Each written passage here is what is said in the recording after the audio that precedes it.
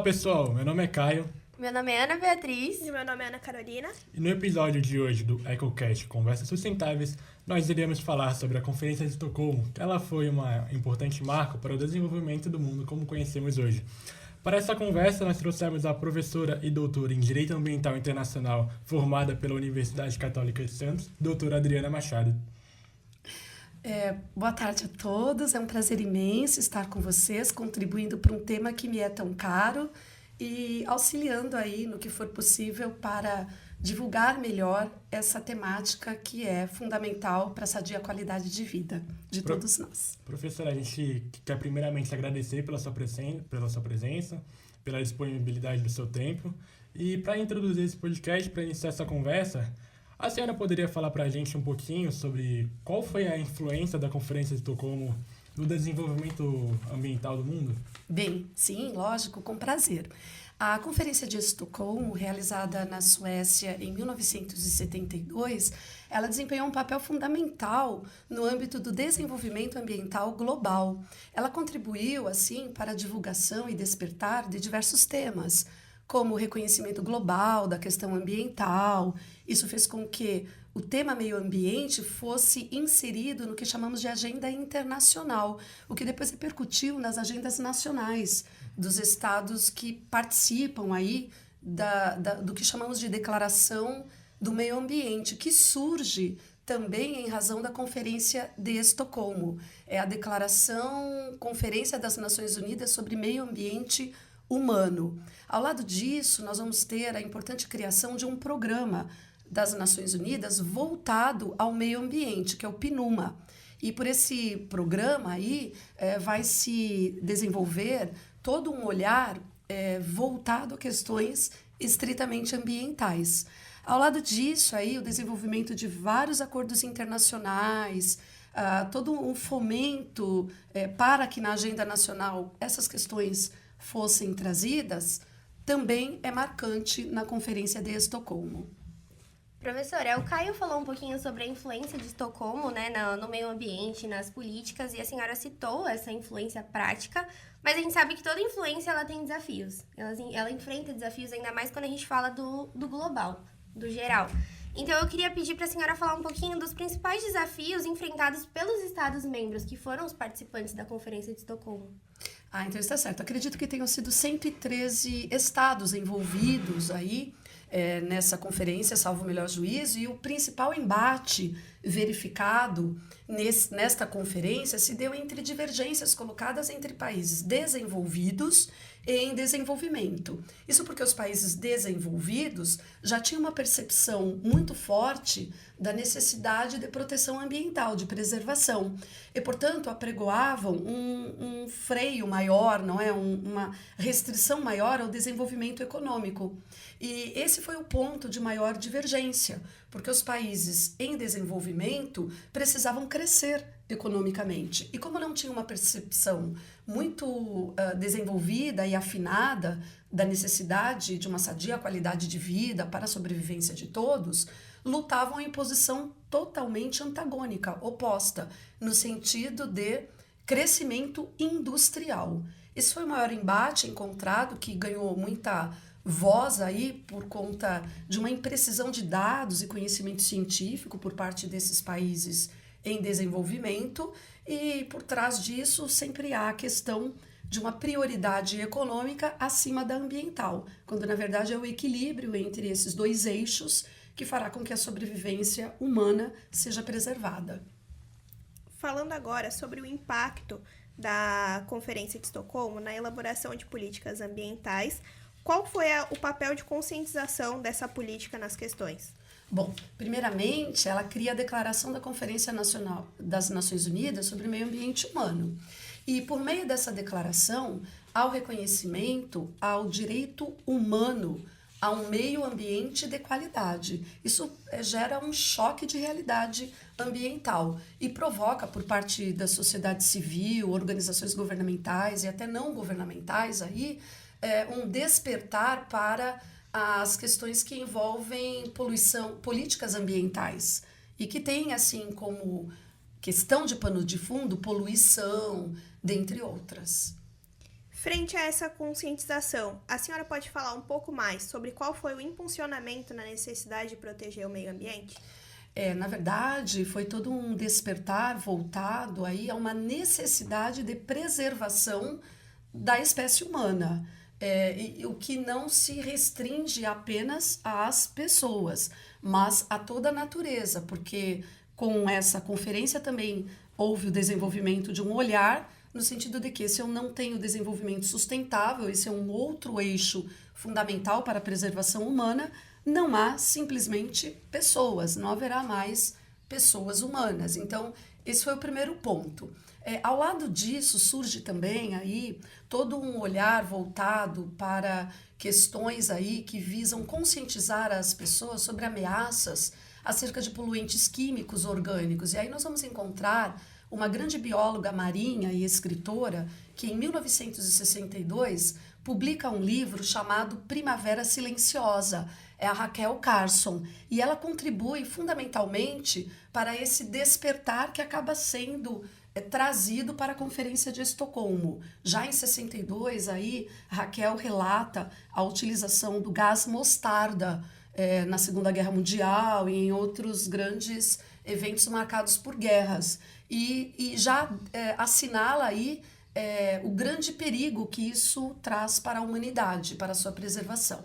Então, nós vamos encontrar aí todo um cenário que se preocupa com a preservação ambiental e provoca uma conscientização e uma visão crítica acerca do que nós estamos fazendo para o que nós chamamos hoje de casa comum, que é uma expressão utilizada até pelo Papa Francisco na encíclica Laudato Si.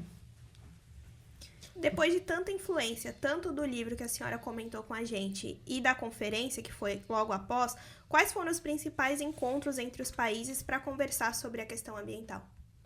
Nós vamos encontrar aí, a partir da Conferência de Estocolmo, um impulso muito grande à realização de outras conferências e também a declarações que foram produzidas. Nós podemos citar aí a ECO 92, ou Rio 92, que na verdade cria a Conferência sobre o Meio Ambiente e Desenvolvimento, é chamada de Cúpula da Terra, tem fundamental importância para a questão do desenvolvimento sustentável e ratifica a chamada Agenda 21.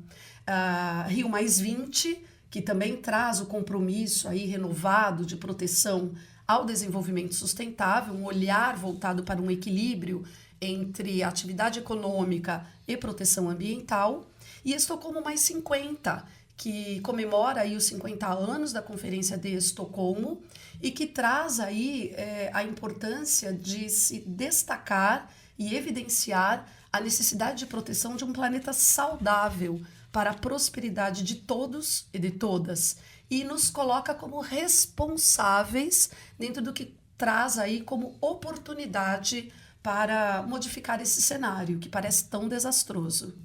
A senhora acabou de comentar um pouco sobre os encontros que foram realizados. A senhora poderia também, nesse mesmo contexto, falar sobre de que forma que esses encontros influenciaram a legislação ambiental nacional?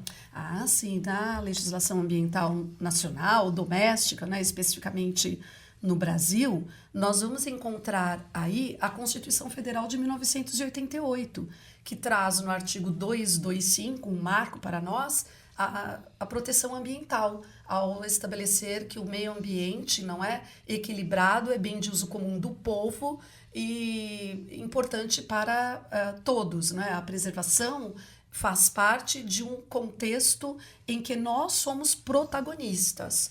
Ao lado da Constituição Federal de 88, nós vamos encontrar também a Lei da Ação Civil Pública, que constitui uma ferramenta fundamental para a defesa do meio ambiente. Nessa linha aí, nós temos um avançar aí da legislação, um olhar ambiental na esfera criminal. E aí a Lei 9.605 de 98, a Lei dos Crimes Ambientais, um de seus autores é o professor doutor Gilberto Passos de Freitas, e a Lei 12.305 de 2010, que prevê a Política Nacional de Resíduos Sólidos. Esses são alguns exemplos assim marcantes da evolução legislativa no cenário nacional, que está em constante aperfeiçoamento. Professora, a gente está falando sobre o grande choque que a conferência trouxe para as questões ambientais globais e também a grande importância que ela representou, né? É claro essa importância dela. E dentre tudo que ela fez, eu queria saber também sobre os objetivos traçados nessa conferência, principalmente do que se fala da tripla crise planetária. Eu queria perguntar para a senhora o que foi, o que representou, os principais pontos. Na verdade, essa crise planetária, ela nasce da primeira conferência de Estocolmo, em 72. E ela é renovada na Estocolmo mais 50. E os temas, então, são trazidos agora com um compromisso maior dos estados para colocarem em ação o que já se identificou como essa tríplice crise, que envolve a crise das mudanças climáticas, a crise da perda da natureza e da biodiversidade e a crise da poluição e de resíduos, né, que envolve também desperdício. É bastante importante trazer aí que naquela encíclica Laudato Si, do Papa Francisco, que trata dos cuidado da casa comum, a necessidade aí, ou um apelo que ele traz sobre a mudança e pensamento global para combate às alterações climáticas e degradação ambiental, estão bastante afinadas aí com o que Estocolmo, lá em 72, estabeleceu, e agora é um compromisso repactuado, digamos assim, pela Estocolmo mais 50. Perfeito. No início da nossa conversa, a senhora falou, né, da reunião de Estocolmo, que foi a primeira e a mais importante da proteção ambiental, porque foi esse primeiro passo de toda essa questão.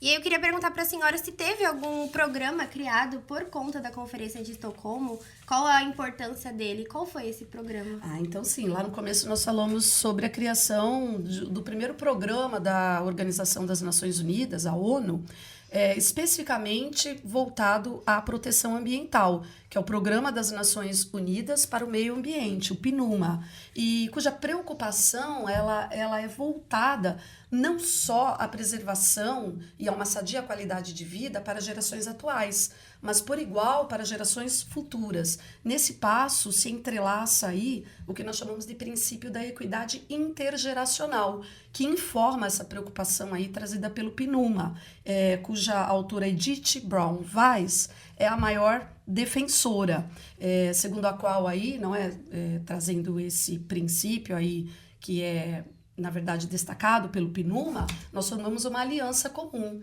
que gera aí um dever para com os antepassados e um compromisso que temos com as gerações futuras. Então, o PNUMA ele visa materializar esse ideário da existência humana, enquanto aliança e que fazemos parte aí de um todo. E frente a esse ideal levantado, qual foi a proposta feita pelos países industrializados durante a Conferência de Estocolmo? É uma proposta bastante difícil de concretização, mas houve o compromisso. Bom lembrar que sempre nós estamos em um ambiente de soft law, não de hard law no plano internacional. Então, essa proposta é de estagnação total do crescimento econômico. Isso não significa paralisar a atividade econômica, mas fazê-la caminhar em compasso com a preservação ambiental, o que é de difícil concretização porque envolve um compromisso de natureza permanente, que deve ser muitas vezes materializado por meio de políticas, tanto no ambiente internacional, como também no ambiente doméstico de cada estado.